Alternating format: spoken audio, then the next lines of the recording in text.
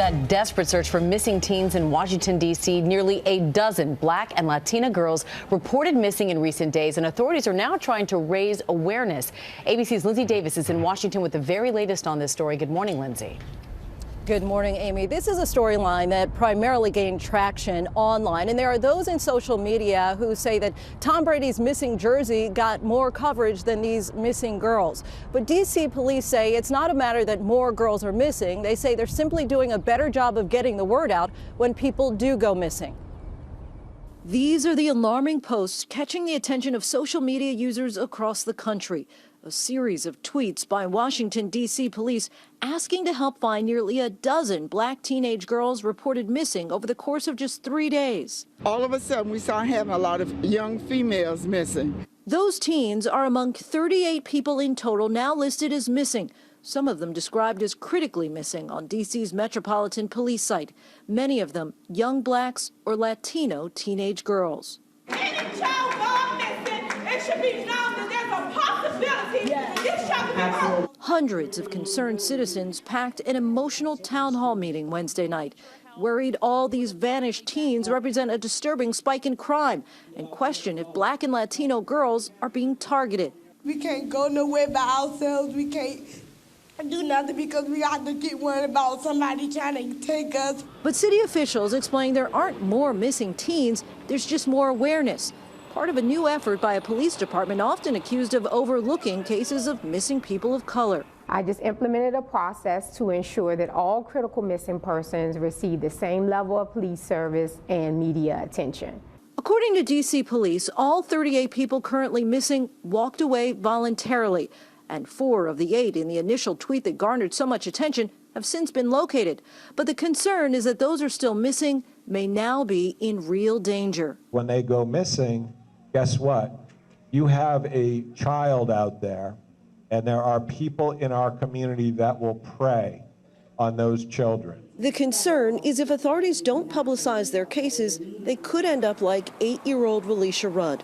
Until a few weeks ago, she was the only missing person listed on the department site after she vanished 3 years ago this month. Her mother spoke to a local station at the time. Come back home to your mother safely and unharmed, and I love you.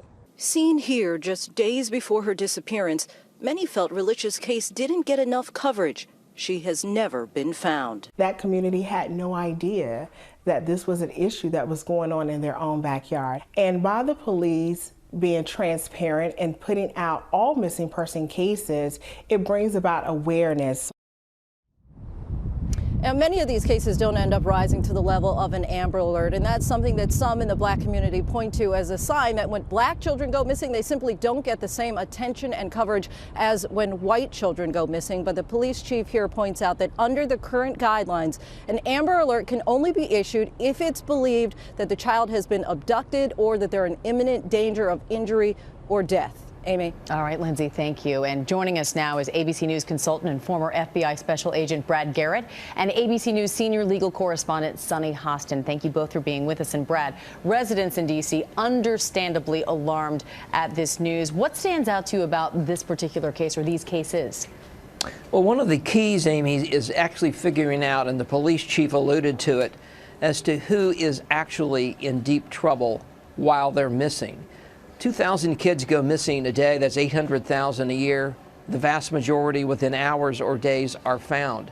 So you've got to sort out where can these kids potentially be and are they in harm's way? And that's going to be the real key. And it does take a lot of energy to get to that end point.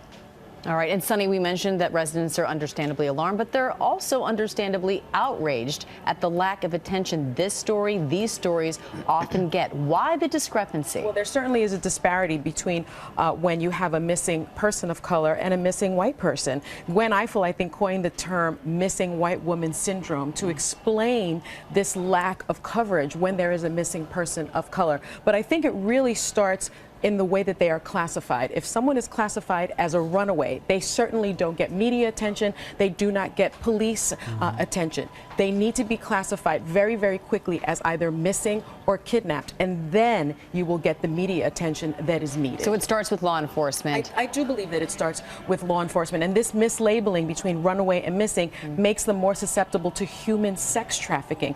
40% of people that are missing are in this human sex trade, but because they aren't covered, these cases aren't covered, it makes them more susceptible to being taken. So disturbing. And Brad, given what Sonny just said, what can investigators do to find these girls given the amount of time that's transpired? The key with kids this age, Amy, are social media and phones. That's how they communicate. I'm going to guess if they still have access to either one of those, they're going to communicate with people that are in their circle. The real key is going to be for the police to have a network amongst social media, amongst their relatives, in every common place this child has a history. Because let's face it, a 13 or 14-year-old doesn't have a ways and means of protecting themselves or funding anything, and so they're going to be connected to someone. All right, well, we certainly hope these families get their answers. Brad Garrett, Sonny Hostin, thank you.